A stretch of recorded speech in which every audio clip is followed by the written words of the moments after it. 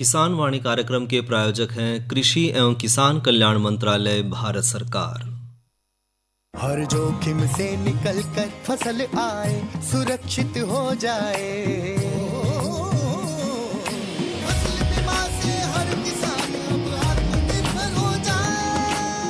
संकट के समय प्रधानमंत्री फसल बीमा योजना किसानों के लिए वरदान है। अब सूखा पड़े या बाढ़ आ जाए कोई डर नहीं, अब ओले पड़े या कीट पतंगे फसल खा जाए कोई फिक्र नहीं, क्योंकि हमने लिया है प्रधानमंत्री फसल बीमा। बुआई से फसल कटाई तक हर जोखिम का दावा, न्यूनतम प्रीमियम पर अधिकतम भुगतान का वादा। योजना से हर साल जुड़ रहे हैं 5 करोड़ से ज्यादा किसान। अब आपकी है बारी। नजदीकी कृषि कार्यालय, सहकारी समिति, बैंक शाखा, अधिकृत बीमा कंपनी या जन सेवा केंद्र में स्वेच्छा से करा सकते हैं पंजीकरण। फसल बीमा पोर्टल या फसल बीमा ऐप द्वारा भी कराया जा सकता है पंजीकरण। प्रधानमंत्री फसल बीमा योजना, आपकी फसलों का संपूर्ण सुरक्षा कवच। कृषि एवं किसान कल्याण मंत्रालय, भारत सरकार।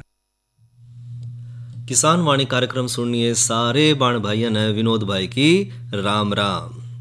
किसान भाइयों, आज किसान वाणी कार्यक्रम में चर्चा करेंगे विज्ञान से किसान तक, मृदा स्वास्थ्य के बारे में, और नई फसल नई उमंग के तहत चर्चा करेंगे सब्जी वाली फसलों की जैविक खेती के बारे में।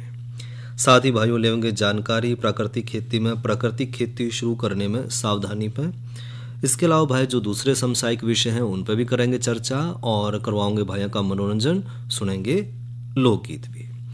और कार्यक्रम की वही शुरुआत करें नई फसल नई उमंग के तहत सब्जी वाली फसलों की जैविक खेती के बारे में। किसान भाइयों, अपना देश जो है वो कृषि प्रधान देश है और देश की जो सारी अर्थव्यवस्था है उसका मुख्य आधार खेती बाड़ी है। और साथ ही जो रोजगार की भी बात करें तो देश का जो है 60 से 70% जो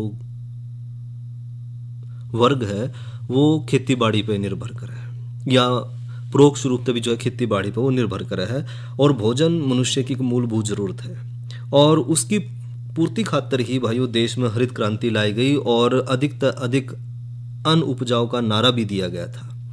और जिसके भाइयों परिणाम स्वरूप रासायनिक उर्वरकों और रासायनिक खरपतवार नाशकों, दवाइयों का, कीटनाशकों का इतना अंधाधुंध और असंतुलित प्रयोग शुरू हो गया जिससे कि कुछ पिछले समय तक जो है उसके दुष्परिणाम भी सामने आने शुरू हो गए। खास तौर पर रासायनिक उर्वरकों तक जमीन की उपजाऊ क्षमता में कमी आ रही है, जिसके परिणाम स्वरूप भाइयों फसल उत्पादन में भी कमी आई। साथ ही फसलों के उत्पादन में जो लागत है वह ज़्यादा बढ़ गई, किसान भाई ने ज़्यादा खर्चा करना पड़ रहा है और जिसके कारण आय में भी कमी आई। साथ ही इसका कुप्रभाव जो है वो इंसान पे और पशुधन पे भी, उसके स्वास्थ्य पे हमने देखा। और ना केवल मनुष्य और पशु के स्वास्थ्य पे बल्कि जो हमारा पानी है, भूमि है, हमारा पर्यावरण है, उस पर भी स्पष्ट तौर पर जो है इन रसायनों का प्रयोग का जो नुकसान है वो हमने देखने मिला। और हम जो है रासायनिक खादों और जो जहरीले कीटनाशकों के प्रयोग के स्थान पर अगर हम जैविक खादों का और दवाइयों का प्रयोग करें तो अधिक से अधिक जो किसान भाई हैं उत्पादन प्राप्त कर पाएंगे और जिससे न केवल हमारी ज़मीन की उर्वरा शक्ति लंबे समय तक बनी रहेगी बल्कि पर्यावरण की जो प्रदूषण है उसमें भी कमी आएगी। साथ ही जो हमारी कृषि में लागत है, खेती बाड़ी में जो लागत है वो भी घटेगी और साथ ही उत्पादन की जो हमारी गुणवत्ता है उसमें भी किसान भाइयों ने बढ़ोतरी देखने मिलेगी। और अगर हमारे उत्पाद में गुणवत्ता बढ़ेगी तो किसान भाइयों की आमदनी भी बढ़ेगी और मनुष्य और हर एक जीवधारी के स्वास्थ्य खातिर भी ये अच्छा रहेगा। तो जैविक खेती है क्या भाइयों? तो जैविक खेती जो है वो खेती की एक ऐसी पद्धति है जिसमें हम रासायनिक उर्वरक, कीटनाशक और जो खरपतवार नाशक है उसकी जगह पर जैविक खाद का प्रयोग करें। पोषक तत्व गोबर की हरी खाद, कंपोस्ट और जो हरी खाद है, जीवाणु कल्चर है, इसका प्रयोग करें। जैवनाशकों का प्रयोग करें। बायो पेस्टिसाइड का हम इस्तेमाल करें। और जो बायो एजेंट है जैसे क्राइसोपा, इनका अगर हम प्रयोग करें तो इसी नाम का है जैविक खेती। और जैविक खेती के लिए भाई बहुत ज़रूरी है कि जिस खेत में हम ऐसी खेती करना चाह रहे हैं, शुरू करने की सोच रहे हैं, उस खेत में हम कम से कम 3 साल तक रासायनिक खाद और दवाइयों का प्रयोग बिल्कुल भी ना करें। अगर हम जैविक खेती करना चाह रहे हैं तो आज से ही हमने रासायनिक खादों और दवाइयों का प्रयोग बंद करना होगा और उसके 3 साल के बाद हमने अपने उस खेत में जैविक सब्जी हम ले पाएंगे। और जैविक खेती के जो मुख्य उद्देश्य ये है कि भाइयों मिट्टी की जो उर्वरा शक्ति है उसने बनाए रखना और उसके साथ जो फसलों का उत्पादन है वो भी बढ़ाना है। जैविक खेती की कुछ एक प्रमुख क्रियाएं हैं जैसे कार्बनिक खादों का उपयोग करना, जीवाणु खाद का उपयोग करना, फसल अवशेषों का उचित प्रबंध करना, फसल चक्र में दलहनी फसलों को अपनाना और साथ ही भाइयों मृदा संरक्षण क्रियाएं अपनाना। इस तरह कई सारे जो प्रक्रिया हैं वो अपनाकर हम जैविक खेती की तरफ बढ़ सके हैं। रासायनिक खाद और दवाइयों का हमने विकल्प इस्तेमाल करना है। इनकी जो रासायनिक खाद के स्थान पर हमने जैविक खाद का प्रयोग करना है। जैविक खाद में गोबर की खाद, बायोगैस की खाद, केचुए की खाद, कंपोस्ट, डैचे की हरी खाद, नीम की खड़ी और रतनजोत की खड़ी है, अरंड की खड़ी है, उसका इस्तेमाल हम कर सकते हैं। और ज़्यादातर देखा भी गया है कि जिस फसल में जितना ज़्यादा हम रासायनिक खाद का प्रयोग कर रहे हैं उतना ही उसमें बीमारी और कीड़ों की समस्या बढ़े है, जबकि जिस फसल में हम रासायनिक खाद के स्थान पर जैविक खाद का प्रयोग कर रहे हैं उसमें कीड़ों और बीमारियों का प्रकोप भी कम देखने मिला है। अगर फिर भी जब कदे जो सब्जी की फसलों में बीमारी और कीड़ों के जो नुकसान अगर हमें देखने मिल भी जाएं तो उसमें हम नीम, मिर्च, धतूरा, अदरक, लहसुन आदि का घोल बनाकर फसल पर अगर हम छिड़काव कर दें तो इनसे बनी जो दवाई हैं वो बाजार में भी उपलब्ध हैं। और हमने देखा है कि जो मिर्च है, नीम है, धतूरा, अदरक, लहसुन है, इनका घोल बनाकर हम फसल पर छिड़काव करें तो सभी प्रकार की बीमारी और कीटों में यह कारगर साबित हुआ है। और बीमारी और कीड़ों के प्रकोप से बचने के लिए फसलों में सही समय पर बिजाई करना बहुत ज़रूरी है भाइयों।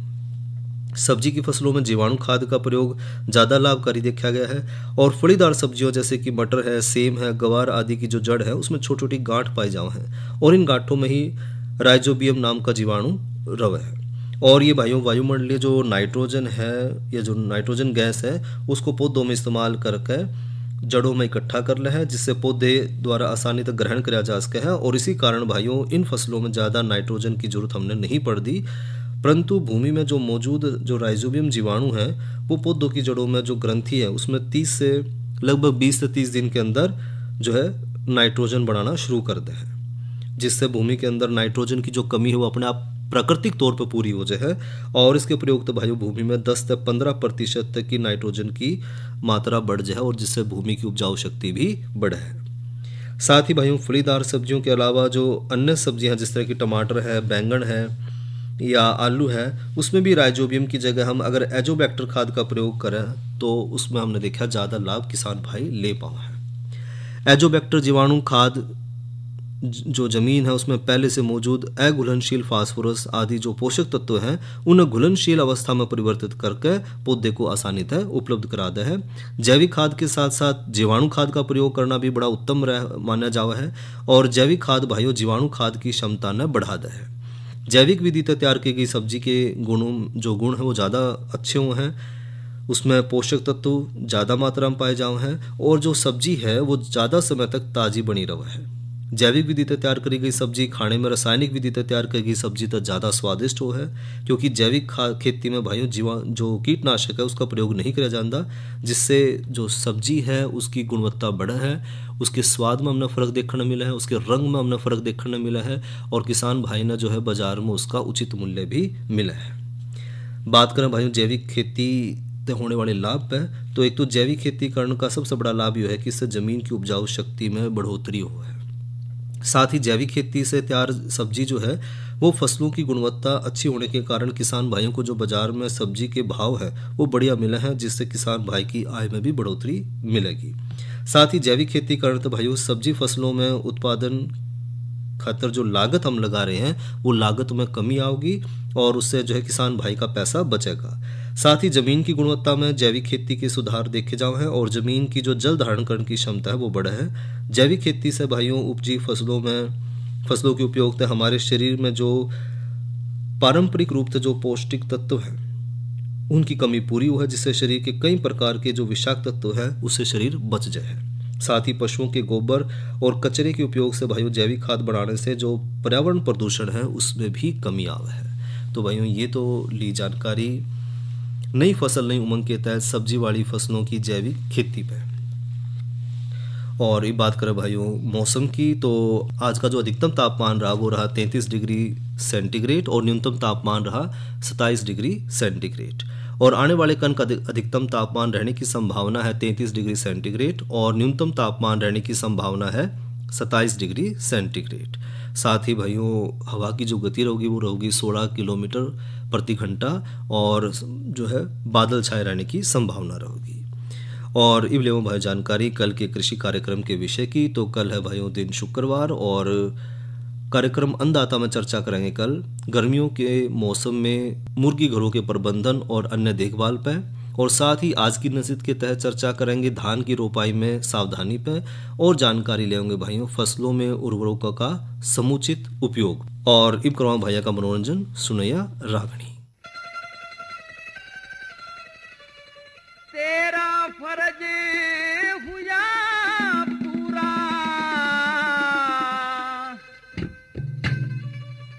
सावत्री उल्टी हट जा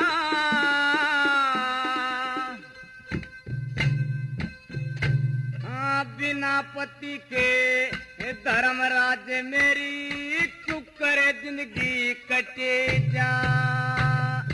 तेरा फर्ज हुआ पूरा सावत्री उल्टी हट जा बिना पति के धर्मराज मेरी चुप करे जिंदगी कटे जा।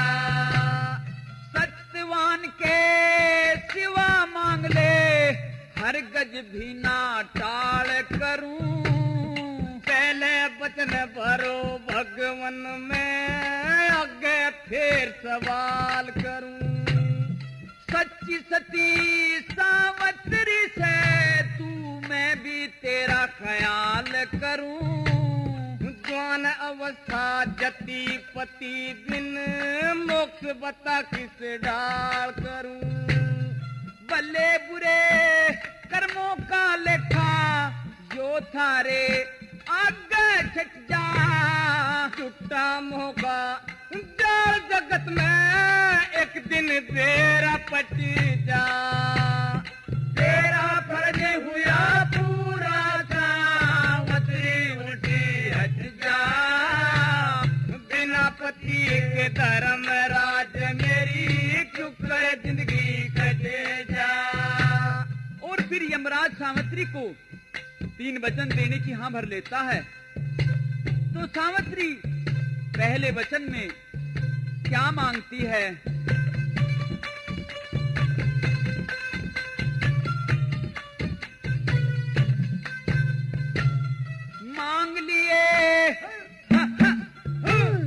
मांग लिए वरदान आज तू कर ले सती यकीन मेरा राज मिले और नैन खोल दो ससुरा ने तरहीन मेरा।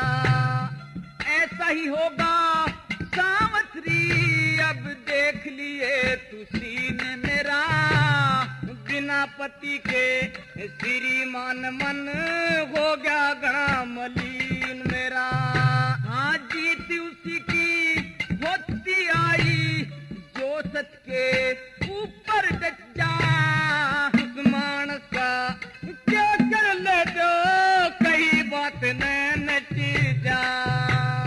तेरा फर्ज हुआ पूरा सावित्री उल्टी हट जा बिना पति के धर्म राज मेरी चुप कर जिंदगी कटे जा।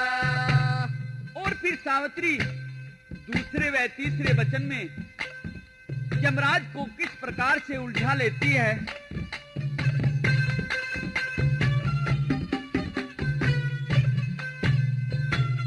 सोच फिकर को छोड़ सती जो सारी चिंता दूर करो। दो पुत्र हो मेरे पिता के धर्मराज मंजूर करो। दो भाई तेरे हो जाएंगे खुशी आज भरपूर करो। एक पुत्र हो मेरे उधर से तेजस्वी और सूर करो। देता हूँ वरदान सती सब काया का तेरा दुख कट जा। कैसे होगा पुत्र मेरा जब पति अलहदा पटी जा।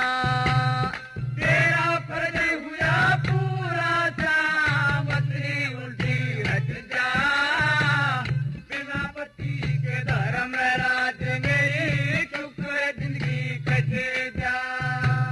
लेकिन सावित्री कहती है कि महाराज आप एक तरफ तो मेरे पति के प्राण ले जा रहे हैं और दूसरी ओर मुझे पुत्रवती होने का वरदान देते हैं, तो ये कैसा इंसाफ है। तो यमराज क्या कहते हैं।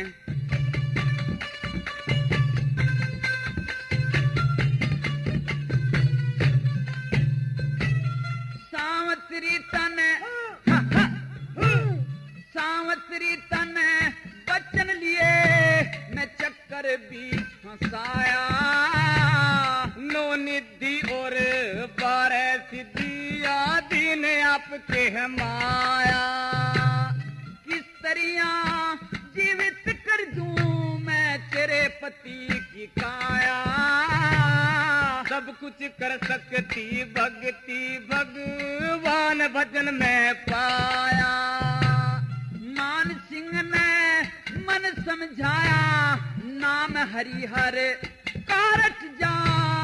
कह रुगनाथ धर्म धीरज से सारा खटका मिट जा। तेरा फर्ज हुआ पूरा सावत्री उल्टी हट जा। बिना पति के धर्म राज मेरी चुकर जिंदगी कटे जा। और इस प्रकार धर्मराज ने सत्यवान को जीवित कर दिया। प्रेमियों यह किस्सा अब यहीं समाप्त होता है।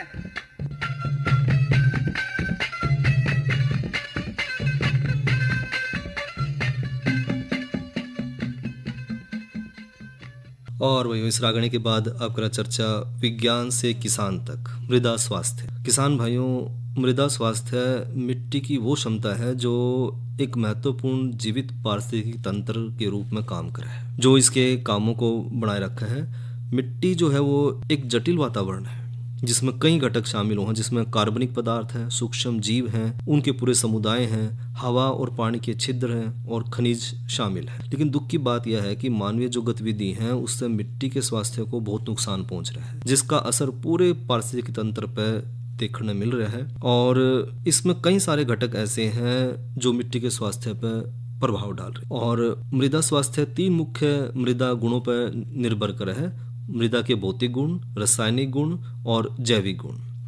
तो मृदा स्वास्थ्य हमारे लिए क्यों जरूरी है? क्योंकि भाइयों मिट्टी खेती बाड़ी का आधार है और जितने भी पोषक तत्व हैं, स्वच्छ हवा है, स्वच्छ पानी है, वो सब प्रदान करके जीवन पर जो धरती है उस पर जीवन ने बनाए रखा है माटी। और स्वस्थ मिट्टी मजबूत पौधों को उगाने में, फसल की जो पैदावार है उसने बढ़ाने में, खाद्य उत्पादन में और खाद्य सुरक्षा में भी मदद करे है। स्वस्थ मिट्टी भाइयों वातावरण तक कार्बन को इकट्ठा करे है जिससे जलवायु परिवर्तन कम हो है। लेकिन दुर्भाग्यवश जो है गहन कृषि, जंगलों की कटाव, प्रदूषण और हम अनुचित जो उर्वरक प्रयोग कर रहे हैं उससे के कारण दुनिया भर में जो मिट्टी का स्वास्थ्य खतरे में पड़ गया है। और मिट्टी का जो स्वास्थ्य है उसकी खराब होने के कई कारण हैं, जिस तरह मृदा संघनन, भारी कृषि मशीनरी का प्रयोग करना, अत्यधिक जुताई करना और मिट्टी को खाली छोड़ देने से मिट्टी को बहुत नुकसान पहुंचे है। इससे मिट्टी में हवा, पानी और पौधों की जड़ों के आवागमन के लिए जो पर्याप्त जगह है वो नहीं मिल पाती। साथ ही मृदा अपरदन या जो मिट्टी की ऊपर वाली जो परत है जो सबसे ज़्यादा उपजाऊ है खेती बाड़ी की दृष्टि तक अगर हम देखें तो उसका कटाव होना, इससे क्या होगा कि जो पौधे की बढ़ोतरी है वो रुक जाए है। और कटाव मुख्य रूप से भाइयों जुताई और वनों की जो कटाई होने लग रही है, उसके बाद मिट्टी में जो जलवायु परिस्थिति है उसके संपर्क में आने के कारण हुआ है। तो मिट्टी के कटाव तय जो जल निकाय है उसमें भी प्रदूषण बढ़ा है। तो जितने ज़्यादा हम पेड़ काटेंगे, जंगल काटेंगे, तो उससे जो है मृदा अपरदन बढ़ेगा। साथ ही है वायु रासायनिक प्रदूषण, कीटनाशकों का अत्यधिक प्रयोग, असंतुलित प्रयोग और उर्वरकों और अन्य जो औद्योगिक रसायन है उनका मिट्टी में मिलने से भाइयों मिट्टी प्रदूषित होने लग रही है, जिससे जो मिट्टी के अंदर मित्र कीट हैं, जो सूक्ष्म जीव हैं, उनके ऊपर इसका नकारात्मक प्रभाव पड़ा है और मिट्टी के जीवों की जो मात्रा है वो तेजी तक कम होने लग रही है, जिससे मिट्टी की उर्वरा शक्ति जो है वो कम होगी।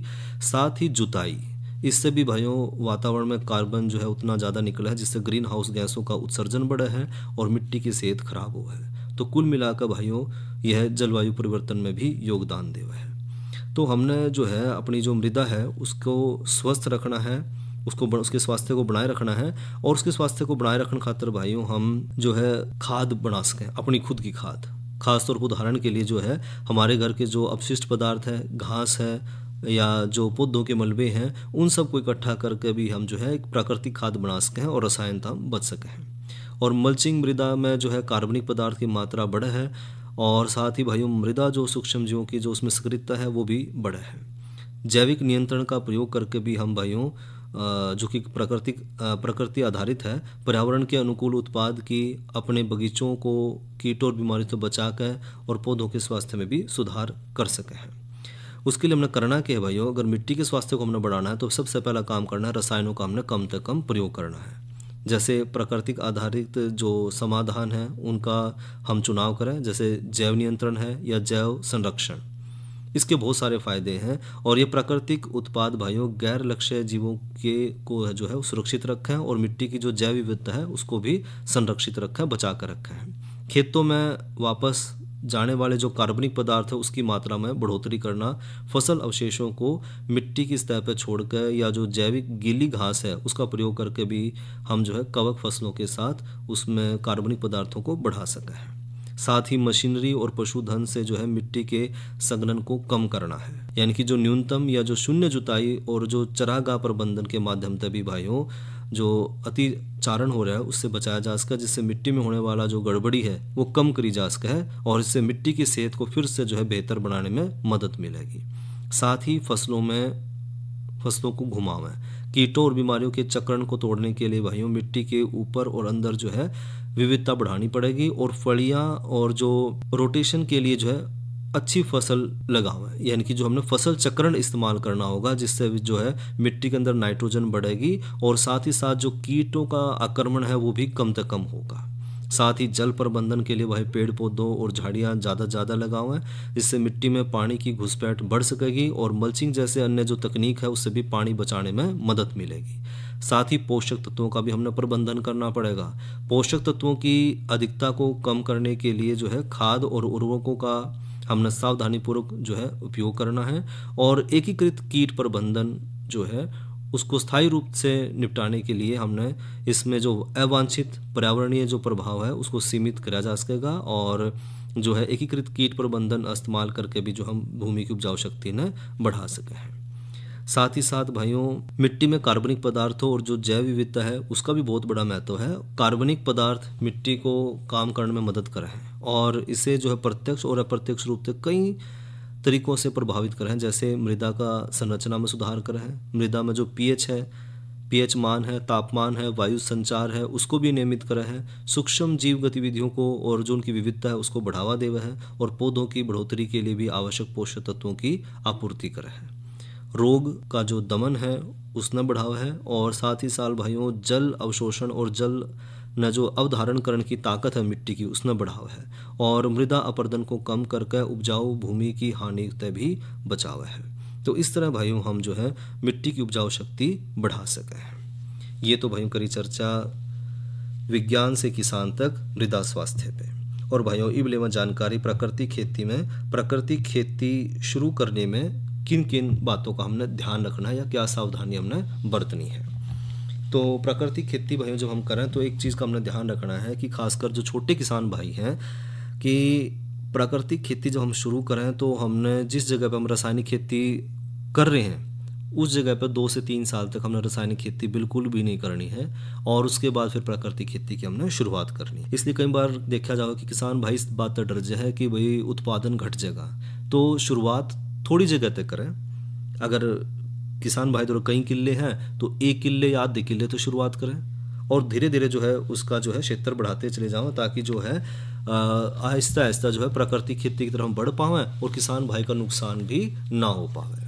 साथ ही जब प्राकृतिक खेती कर तो उसके कुछ एक तरीके हैं। इस तरह की जो खेती है उसमें 2 चीज़ों का ध्यान जरूर रखना है। एक तो कम से कम एक पशु का गोबर और पेशाब हमने चाहिए। तो देसी गाय का अगर हम अपने घर में बांध लें तो देसी गाय तो हम ज़्यादा से ज़्यादा इसमें फ़ायदा ले सके हैं, क्योंकि देसी गाय का गोबर और पेशाब वो प्राकृतिक खेती का तरफ सबसे बढ़िया माना जाता है। इसलिए भाई शुरू में कम से कम एक देसी गाय जरूर पालें या फिर पड़ोस की जो कोई गौशाला है उससे गोबर और पेशाब नियमित तौर पर लेने का प्रबंध कर लें। और दूसरी ज़रूरत है कि किसी भी तरह की जो वनस्पति है, पत्ते हैं या जो फसल अवशेष है यानी कि जो बायोमास है उसकी हमने पर्याप्त मात्रा में ज़रूरत पड़ेगी तो वो हमने अपने पास रखना है। अगर नहीं है तो उसने मोल खरीद लें या फिर आसपास से इकट्ठा कर सके हैं और बाद में बाहर तय लाने की जरूरत भी नहीं पड़ेगी। तो इन 2 बातों का हमने ध्यान रखना कि एक तो बायोमास हमने इकट्ठा करना है, दूसरा देसी गाय का गोबर और पेशाब हमने इकट्ठा करना है। साथ ही भाइयों हमने प्रति एकड़ जो है फसल खातर केवल 150 से 200 किलोग्राम देसी खाद की जरूरत पड़े है। ट्राली भर भर कर खाद डालने की कोई ज़रूरत नहीं है। गोबर से खाद बनाने के कई तरीके हैं। एक तो केवल हम गोबर की खाद भी बना सकते हैं जिसमें हम कुरड़ी खाद कहते हैं, और दूसरा तरीका है कि हम गोबर और बायोगैस को मिलाकर कंपोस्ट खाद बना सकते हैं। और कंपोस्ट खाद बनाने की भी कई विधि है। इसके अलावा केंचुए की सहायता तभी वर्मी खाद बनाई जा सके है। तो देसी खाद का हमने प्रयोग करना है। अगर जो छोटे किसान भाई हैं तो गोबर की कुरड़ी वाली सिंपल जो सादी खाद है उसका इस्तेमाल कर सकें। साथ ही बढ़िया होगा हम बैलों तो जुताई करें, वो सबसे अच्छा साधन है। अगर ट्रैक्टर का प्रयोग कर रहे तो हल्के से हल्के ट्रैक्टर का प्रयोग करें ताकि ना तो मिट्टी की सख्त परत बने और ना ही मिट्टी के जो जीवाणु हैं उन्हें किसी तरह का नुकसान पहुंचे। तो बिना जुताई के भी जो है खेती करी जा सके प्राकृतिक खेती।